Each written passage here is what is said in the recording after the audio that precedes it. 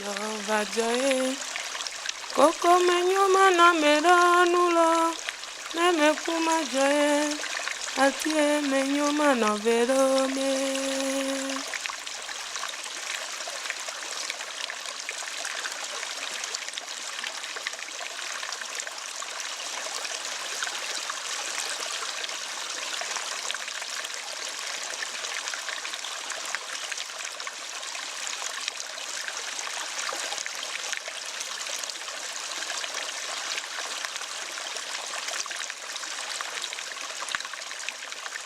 Atie Menyuma na Verone.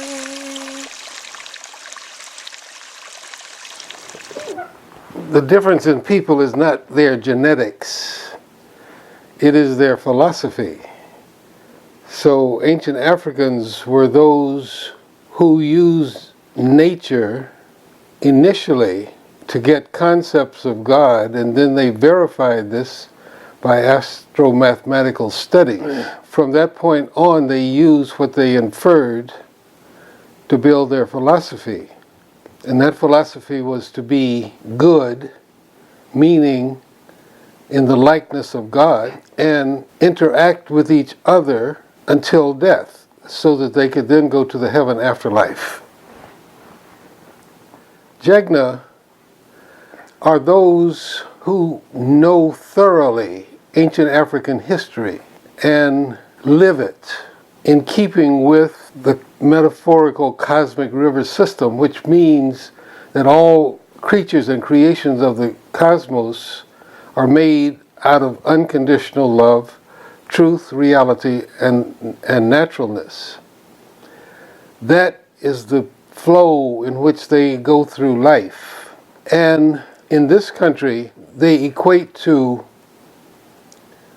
isolated individualists, ambitious isolated individualists who do not follow the crowd, but follow what is established as absolute right in African tradition. These people are usually isolated because they do not follow the crowd and do not have the same interest as the crowd. They are more interested in nature and helping people to get better. They are the only ones qualified to teach anybody how to live.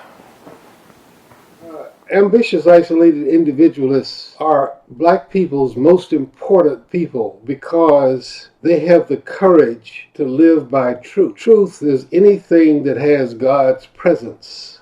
And truth can be either fixed or flowing. If truth is flowing, it's called knowledge. When flowing truth or knowledge is used, it is called spiritual principles. And this is what Jegna people use to build their philosophy of life, which is a system of values. Ancient Africans, after their subjective science, which deals with observing nature, and objective science, which was studying astromathematics, inferred that all humans before birth, before earthworld birth, come into beinghood at the same time. And that is in what they call the subjective realm. The subjective realm means that part of the cosmos that does not have any energy in it and no matter. So it is in a state of peace. The state of peace is a human's best mindset for doing any kind of profound thinking. That is why ancient Africans chose not to get excited. Excitement is for children, but aliveness is for adults. And anytime you're excited, you can't think well. So the first thing they did for themselves was to learn how to remain calm under victory or defeat. It didn't matter, just always stay calm. Now, when all humans came into beinghood in the subjective realm, they were spiritually related because there was no matter, there was no muscles or skin or bones. They were just spiritual beings, and that's what humans are, spiritual beings, not human beings. All humans were orchestrated by their connections with the Supreme Creator. And that connection is in the unconscious mind of each human, so that every human experienced the likenesses of God, and that made them a unity. One of the things that's different, a unity, is because they shared the same cosmic genetics, but each was different in appearance and duties. So the whole idea of me-we is to always help each other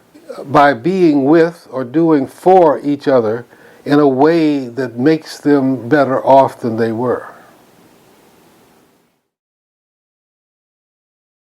The main point of me-we is you think as much of others as you think of yourself. And it's about doing little things, like little things that a parent does for the child, like tucking them in bed and make sure that there's no draft coming in on their necks and things, little things. Me-we people are very aware of the effects of what they do and what they do not do on other people. Most people are just concerned about themselves. If they're hot, they'll get up and turn off the air conditioner, not thinking about anybody else but themselves. Me-we people are always consider the other person before they make a move. For example, if someone is taking a 3-year-old child across a street, the adult will check how far away the traffic is to make sure that the 3-year-old can get across safely, not the adult. It wouldn't be a problem for the adult, but it could be a problem for the child. And so these things are considered always uplifting the other person.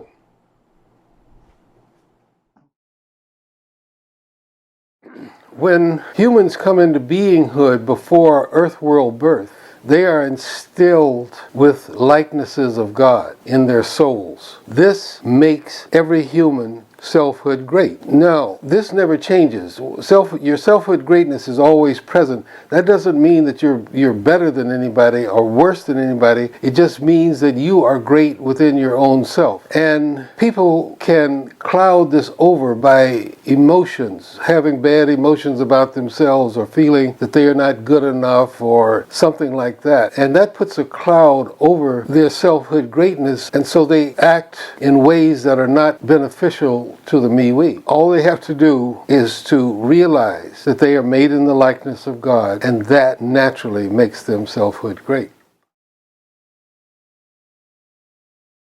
There are two kinds of emotions. One is the emotions that you're born with, which are vital to your selfhood greatness. The second set of emotions are those that are acquired. Things like getting angry and having hurt feelings and wanting revenge and being selfish or greedy. Anytime anyone has any of those acquired emotions, that is an indicator that they have a cloud over their selfhood greatness. And the way to get rid of that is to not do it. And if one is already involved in getting angry, one of the things I learned as a boy is to get angry for 30 seconds and say all the bad things I need to say, and then after 30 seconds, just let it go. It doesn't matter what anybody else did, because to harbor that works against oneself.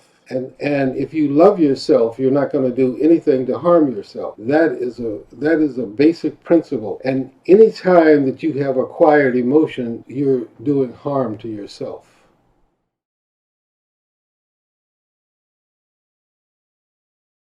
Just be natural.